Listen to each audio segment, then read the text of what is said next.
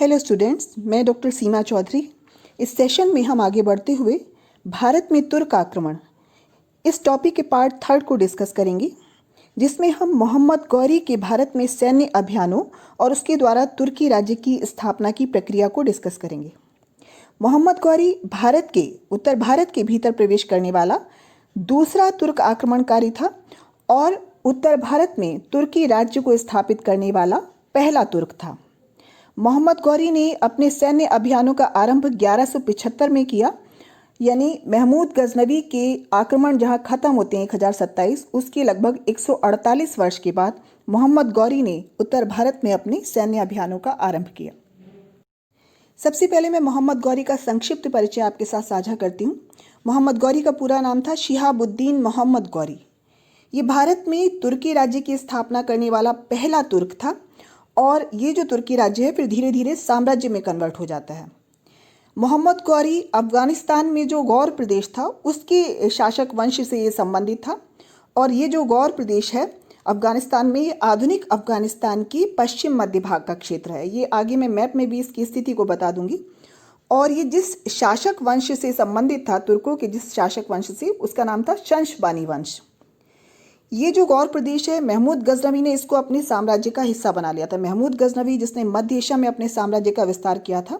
और अगर भारत की बात करें तो भारत में उसने साम्राज्य स्थापित नहीं किया था, केवल पंजाब का, लाहौर से पश्चिम तक का जो क्षेत्र है पंजाब का, वो उसने अपने गजनी साम्राज्य का हिस्सा बनाया था महमूद गजनवी ने। लेकिन महमूद गजनवी की मृत्यु के बाद धीरे धीरे जो गजनी साम्राज्य था ये धीरे धीरे नष्ट होता गया, मध्य एशिया में भी और अफगानिस्तान में भी। 1173 में गौर के गयासुद्दीन ने, ये गयासुद्दीन शिहाबुद्दीन मोहम्मद गौरी का बड़ा भाई था, उसने गजनी पर अधिकार कर लिया। और ये गजनी पर अधिकार का जो श्रेय है वो एक तरह से मोहम्मद गौरी को जाता है, क्योंकि इस सेना का जो नेतृत्व किया था, जिसने गजनी पर अधिकार किया था, तो ये माना जाता है कि वो मोहम्मद गौरी ने किया था, उसके गयासुद्दीन के छोटे भाई ने। तो गयासुद्दीन ने खुद गौर का शासन संभाला और अपने छोटे भाई मोहम्मद गौरी को उसने गजनी का राज्यपाल नियुक्त कर दिया। गयासुद्दीन ने मोहम्मद गौरी से अपनी इच्छा अनुसार जो उसका अधिकृत क्षेत्र था, उसका मोहम्मद गौरी का जो गयासुद्दीन का छोटा भाई था, तो उसको विस्तार करने की उसने परमिशन दे दी, उसकी अनुमति उसने दे दी। और उसकी वजह ये भी थी कि जो गयासुद्दीन था मोहम्मद गौरी का बड़ा भाई, तो वो तो गौर का शासक था और गौर से वो पश्चिम की और मध्य एशिया में अपने साम्राज्य का विस्तार कर रहा था। तो उधर एक तरह से जो परमिशन थी वो पूर्व की ओर साम्राज्य विस्तार किया, भारत की ओर साम्राज्य विस्तार की थी मोहम्मद गौरी के लिए। तो इस तरह से मोहम्मद गौरी ने फिर भारत की ओर अपनी विजय के सिलसिले को आरंभ किया। अब हम मोहम्मद गौरी के आक्रमण के समय भारत की दशा को डिस्कस करेंगे।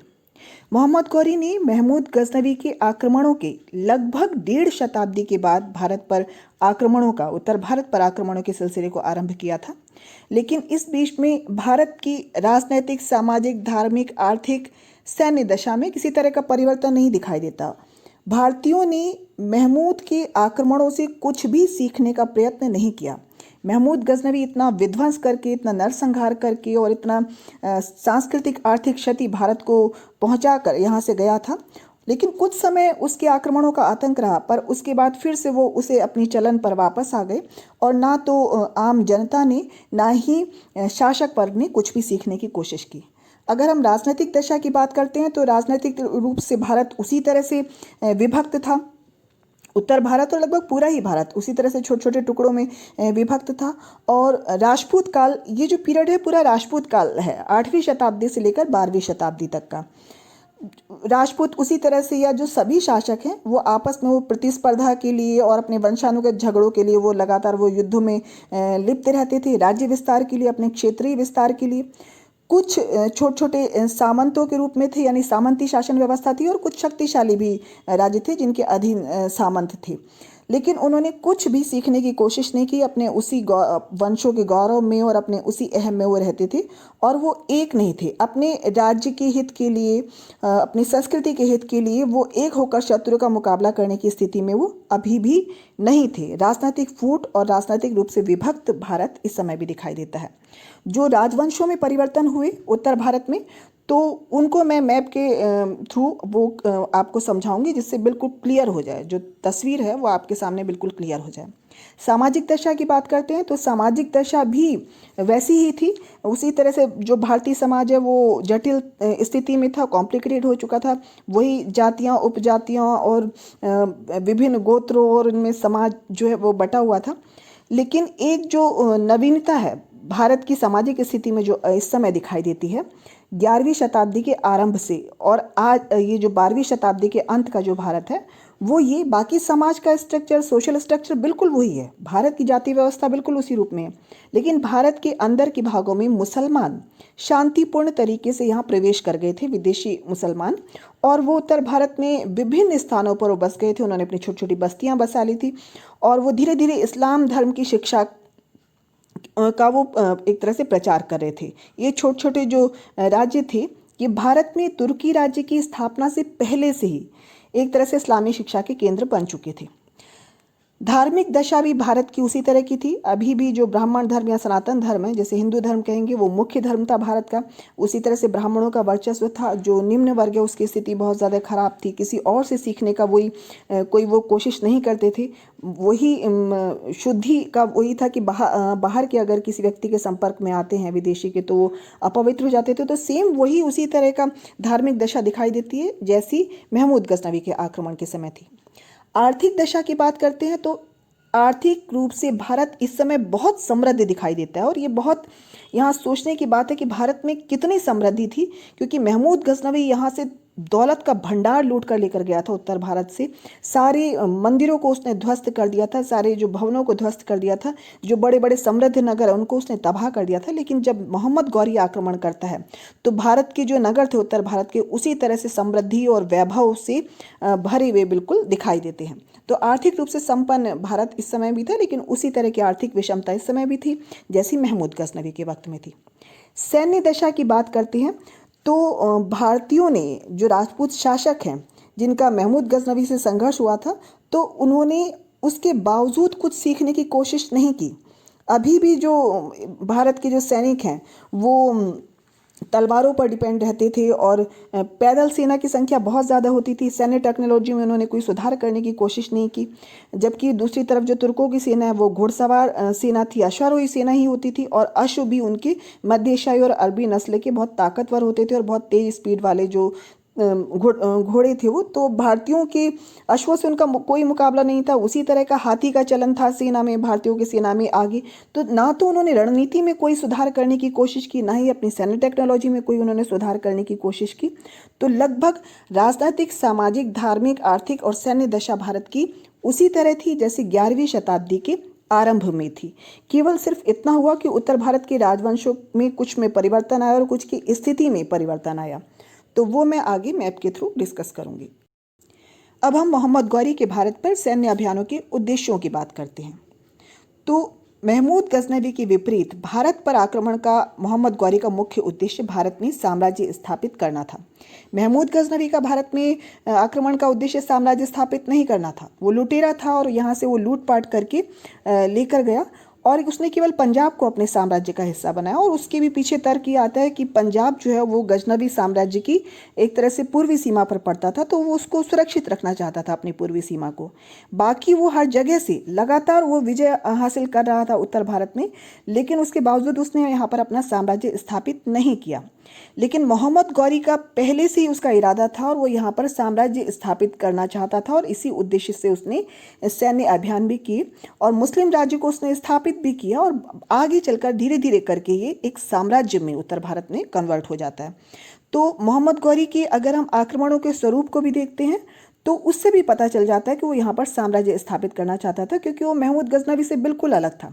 महमूद गजनवी जहाँ आम जनता का, निर्दोष जनता का कत्लेआम कर रहा था, नगरों का विध्वंस कर रहा था, तो मोहम्मद गौरी इस तरह से नहीं कर रहा था। जहाँ ज़रूरत थी, मतलब अनावश्यक रूप से वो इस तरह से नहीं कर रहा था, और ना ही वो लुटेरे के रूप में दिखाई देता है महमूद गजनवी की तरह। हाँ, जहाँ जहाँ उसे मौका मिला उसने भी मंदिरों को भी कहीं ध्वस्त किया गया और जो लूट थोड़ा बहुत जहाँ से मौका मिल सकता था तो मोहम्मद गौरी ने भी लिया। हर एक जो बाहर से आने वाले जो आक्रमणकारी थे, मुस्लिम आक्रमणकारी, उनकी तरह। लेकिन महमूद गजनवी की तरह बिल्कुल नहीं उसने लूटपाट की। जिन राजाओं पर उसने विजय हासिल की थी तो उनसे भी विजयोपहार के रूप में उसने काफ़ी भेंट ली। लेकिन मुख्य जो उसका उद्देश्य था वो साम्राज्य स्थापित करना था, और अनावश्यक रूप से कोई कत्लेआम या विध्वंस उसने नहीं किया। इस्लाम का प्रसार और अपने सैन्य अभियानों द्वारा अपने नाम को महिमा मंडित करने की जो महत्वाकांक्षा मोहम्मद गौरी के गौड़ उद्देश्य माने जा सकते हैं। इस्लाम का जो प्रसार है या ये जो है ये लगभग सभी नहीं, हम दिल्ली सल्तनत के सुल्तानों की बात करें और आगे तक भी जो भी, चाहे वो आक्रमणकारी हो मुस्लिम या फिर वो कोई शासक वर्ग से संबंधित हो, तो उन्होंने अपने युद्धों को एक तरह से जिहाद का नाम दिया, लगभग सभी नहीं। लेकिन उससे असल जो थी उसके पीछे उनकी साम्राज्यवादी महत्वाकांक्षा थी या उनके अपने स्वार्थ थे। तो साम्राज्यवादी महत्वाकांक्षा को पूरा करने के लिए अगर वो किसी युद्ध को जिहाद नाम देते हैं, यानी धर्म युद्ध, यानी काफिरों के खिलाफ युद्ध, काफिर मतलब मूर्ति पूजक, तो ऐसे में बहुत सारे जो गाजी हैं, वो वॉलंटियर हैं, वो उनको मिल जाते थे। तो ये बहुत फ़ायदा होता था जिहाद कहने का। तो एक तो ये चीज़, और दूसरा ये कि इस तरह से उनका इस्लामी जगत में और मुस्लिम जगत में यश और गौरव तो उस दौर में बढ़ ही रहा था। तो दोनों पर्पस सॉल्व होते थे। तो इसलिए इस्लाम का प्रसार भी निश्चित रूप से उसका एक गौड़ उद्देश्य माना जा सकता है। लेकिन जो मुख्य उद्देश्य था वो यही था कि वो भारत में अपने साम्राज्य को स्थापित करना चाहता था। अब मैं आपको मोहम्मद गौरी के आक्रमण के समय जो मुख्य जो राज्य थे उस समय भारत के, उनके बारे में बताती हूँ। लेकिन सबसे पहले गौर कहाँ पर था अफ़गानिस्तान में, उसके बारे में बताती हूँ। ये जो गौर की स्थिति है वो है ये, यहाँ पर गजनी है ये, और गौर आता है इस जगह पर, गौर आता है जहाँ के शंशबनी वंश का मोहम्मद गौरी था। और उस समय जब उसने भारत पर आक्रमण की शुरुआत की तो वो गजनी के गवर्नर के रूप में गजनी में शासन कर रहा था, और उसका भाई जो था वो था गौर में, जिसका नाम गयासुद्दीन था।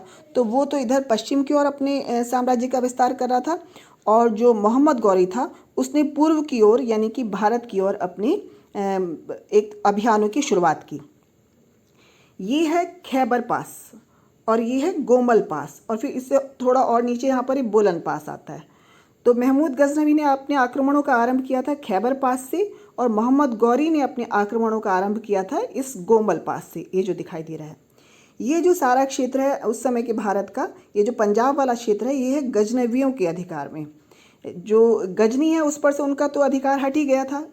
महमूद गजनवी की मृत्यु के बाद से जो गजनवी थे उनका कमज़ोर होने वो शुरू हो गए थे। लेकिन यहाँ पर जो भारत में, जैसे कि मैंने बताया था, महमूद गजनवी ने पंजाब पर अपना अधिकार कर लिया था, तो ये गजनवियों के अधिकार में था लाहौर पंजाब का क्षेत्र।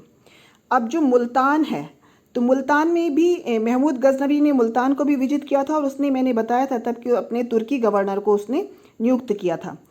और ये जो है यहाँ पर ये है सिंध का क्षेत्र।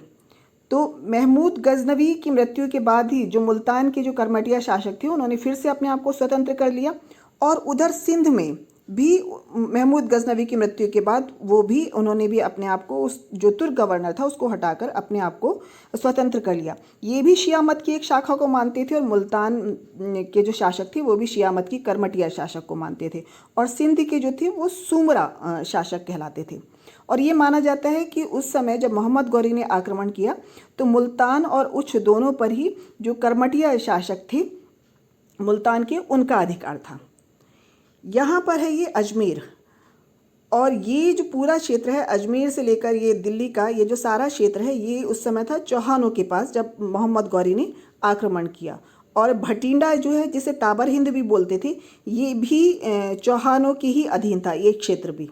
ये वो तराइन का मैदान है जहाँ पर मोहम्मद गौरी और पृथ्वीराज चौहान थर्ड चौहान शासक के बीच में युद्ध हुए थे 1191 और 92 में। ये वो चंदावर जगह है जहाँ पर घेड़वाल शासक जयचंद और मोहम्मद गौरी के बीच में युद्ध हुआ था। ये चंदावर है, ये दिल्ली है, ये अजमेर है, और ये है तराइन, ये है भटिंडा। भटिंडा, अजमेर, ये दिल्ली, ये जो सारा जो क्षेत्र है ये पृथ्वीराज चौहान या चौहानों के पास था। अब इस मैप में और मैं आपको क्लियर बता देती हूँ। तो ये यहाँ पर है ये सिंध, जहाँ पर सुमरा शासक थे मोहम्मद गौरी के आक्रमण के समय, और यहाँ पर ये है मुल्तान, और इधर है ये उच्च, यहाँ पर करमटिया शासक थे जो शासन कर रहे थे। ये जो है, ये वाला जो क्षेत्र है, यहाँ पर ये जो पंजाब का क्षेत्र है और लाहौर से इधर, यहाँ पर गजनवी शासक कर रहे थे। और ये दिल्ली से लेकर ये अजमेर वाला यहाँ से यहाँ तक का क्षेत्र है, यहाँ पर चौहानों का शासन था। और ये मैंने बताया था, इधर है भटिंडा, जिसे ताबर हिंद भी बोलते थे, ये सब चौहानों के पास था। ये चंदेल, यहाँ पर ये जो बुंदेलखंड का क्षेत्र है, यानी जेजाग भुक्ती, उस समय उसे बोलते थे। तो यहाँ पर थे महमूद गजनवी के टाइम में भी यही थे, चंदेल वंश था, और इस समय भी चंदेल वंश था। लेकिन शासक जो था महमूद गजनवी के टाइम में गंड और विद्याधर थे, और इस समय था परमार्दी देव।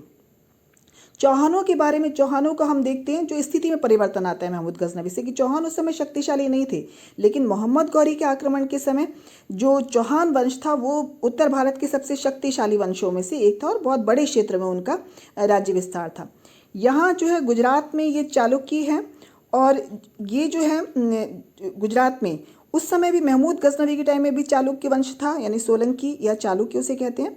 और इस समय भी मोहम्मद गौरी के टाइम में भी चालुक्य वंश था। जब मोहम्मद गौरी ने गुजरात पर आक्रमण किया तो शासक था यहाँ पर मूलराज, और जब बाद में कुतुबुद्दीन ऐबक ने यहाँ आक्रमण किया था गुजरात पर, तो शासक था भीम सेकंड। उसके बाद यहाँ पर है ये कन्नौज। कन्नौज में इस समय महमूद गजनवी के टाइम में गुर्जर प्रतिहार वंश का राज्यपाल था शासक, और इस समय यहाँ पर गेहड़वाल वंश था, जिसका शासक जयचंद से चंदावर के युद्ध में मोहम्मद गौरी की एक युद्ध होता है दोनों का, मोहम्मद गौरी और जयचंद के बीच में। तो ये वो सारे क्षेत्र हैं। अब ये जो है ये बंगाल और ये बिहार का कुछ क्षेत्र, इसमें भी हम देखते हैं कि पाल और सेन दो वंश दिखाई देते हैं बंगाल में। पालों की शक्ति इस समय कमज़ोर हो गई थी। जब महमूद गजनवी ने आक्रमण किया था तो यहाँ पाल थे, लेकिन इस समय जो पूर्वी बंगाल है उसके क्षेत्र पर सेन वंश का शासन था, और कुछ हिस्से में पाल जो है वो बहुत कुछ हिस्से तक सीमित रह गए थे बंगाल के, वो शासन कर रहे थे। बाकी बिहार के कुछ क्षेत्र और बाकी बंगाल पर सेन वंश का शासन था। तो ये उस समय स्थिति थी उत्तर भारत के राजवंशों की, जब मोहम्मद गौरी ने भारत पर आक्रमण किया।